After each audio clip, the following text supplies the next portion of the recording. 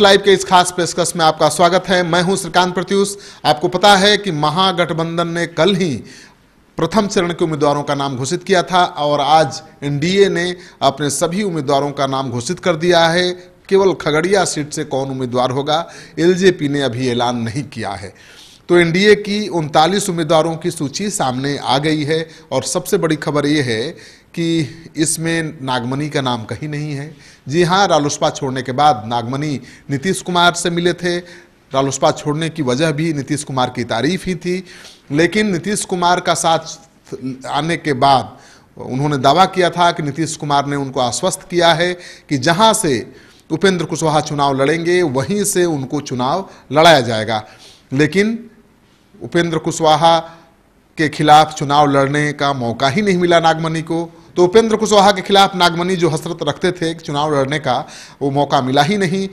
NDA ने उनको अपना उम्मीदवार बनाया ही नहीं। नीतीश कुमार ने वादा किया था नागमणि के अनुसार कि जहां से चाहेंगे चुनाव लड़ाएंगे, और नागमणि चाहते थे उपेंद्र कुशवाहा के खिलाफ चुनाव लड़ना, लेकिन ये मौका मिला ही नहीं। नागमणि गुस्से में हैं और उनका कहना है कि मुख्यमंत्री नीतीश कुमार ने उनको धोखा दिया है। नागमणि सिटी पोस्ट से बातचीत के दौरान ये लगातार दावा कर रहे थे कि नीतीश कुमार एक ऐसे शख्स हैं, ऐसे नेता हैं जो कह देते हैं वो करते हैं, पीछे नहीं हटते। और उन्होंने वादा किया है कि काराकाट से ही उन्हें चुनाव लड़ाएंगे। तो जब चर्चा हो रही थी वहाँ से दूसरे उम्मीदवारों के नाम की, तो नागमणि हंस रहे थे, मुस्कुरा रहे थे और सोच रहे थे, कह रहे थे कि सबको पता ही नहीं है कि उन्हें नीतीश कुमार ने आश्वस्त कर दिया है और उनके नाम पर ही अंतिम मुहर लगेगी। और जब लिस्ट जारी होगी तो मुकाबला नीतीश कुमार के उम्मीदवार के रूप में नागमणि और रालोसपा के सुप्रीमो उपेंद्र कुशवाहा के बीच होगा। लेकिन ये तो मौका ही नहीं दिया नीतीश कुमार ने। अब नीतीश कुमार ने नागमणि से वादा किया था या नहीं किया था, ये तो नागमणि ही बताएंगे। नागमणि तो दावा कर रहे हैं कि वादा हुआ था और अब वादा खिलाफी हुआ है, यानी उनके साथ धोखा हुआ है। शाहनवाज हुसैन के बारे में लगातार हम बता रहे थे कि शाहनवाज हुसैन को मौका नहीं मिलने वाला है। उनकी सीट भागलपुर जेडीयू के खाते में चली गई है। वो कटिहार से चुनाव लड़ना चाहते थे, लेकिन उन्हें कटिहार से भी टिकट नहीं मिला है। यानी शाहनवाज हुसैन बीजेपी में पैदल हो गए हैं। अब क्या करेंगे, अब इंतजार करिए। अब तो जेडीयू के टिकट पर भी चुनाव नहीं लड़ पाएंगे क्योंकि जेडीयू के उम्मीदवारों की सूची भी सामने आ गई है। तो अब शाहनवाज हुसैन का क्या स्टैंड होगा, इस पर सबकी नज़र बनी हुई है। नागमणि कोई रिएक्शन अब नहीं दे रहे हैं क्योंकि वो दुखी हैं, आहत हैं और नाराज़ भी हैं। लेकिन वो नाराज़गी जाहिर कैसे करें?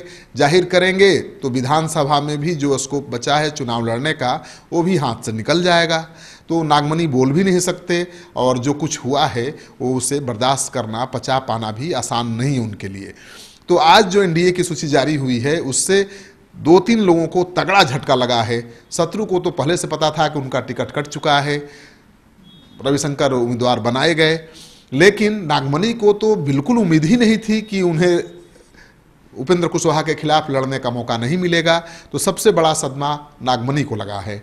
और दूसरा सदमा लगा है शाहनवाज हुसैन को, जो उम्मीद पाले हुए थे कि भागलपुर की उनकी सीट अगर चली गई जेडीयू के खाते में तो उनको कटिहार से चुनाव लड़ने का या किशनगंज से चुनाव लड़ने का मौका मिलेगा, लेकिन उन्हें भी ये मौका नहीं मिला है। तो 2 ऐसे नेता हैं जिनको तगड़ा झटका लगा है।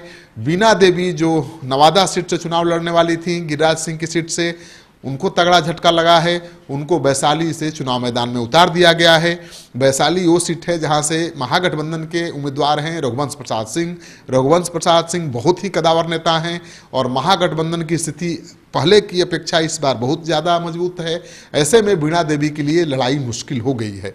तो बीना देवी ने तो सोचा भी नहीं था कि उनको नवादा से मुंगेर से हटाकर नवादा और नवादा से हटाकर वैशाली भेज दिया जाएगा।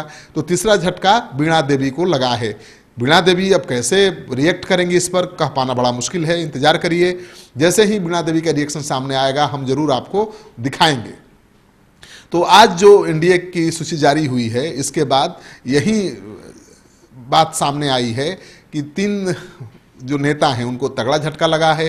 नागमणि को झटका लगा है जो जेडीयू के टिकट से उम्मीदवार बनने की सोच रहे थे, और इसके बाद दूसरा झटका लगा है बीना देवी को जो नवादा से चुनाव लड़ना चाहती थी, और चौथा झटका गिरिराज को भी लगा है, क्योंकि उन्हें उम्मीद थी कि नवादा से अगर बीणा देवी वैशाली भेजी जा रही हैं तो उनकी ये सीट बच जाएगी, लेकिन वो सीट बची नहीं। वहाँ भी एलजेपी ने अपना उम्मीदवार दे दिया है। तो शाहनवाज हुसैन के साथ साथ इन तीनों नेताओं को तगड़ा झटका लगा है। आपको सिटी पोस्ट लाइव की ये खबर अच्छी लगे तो दोस्तों के साथ जरूर शेयर करिए। अगर आपने अब तक हमारा यूट्यूब चैनल सब्सक्राइब नहीं किया है तो जरूर कर लीजिए। आपका सहयोग समर्थन लगातार मिल रहा है, उसके लिए बहुत बहुत आभार। नमस्कार।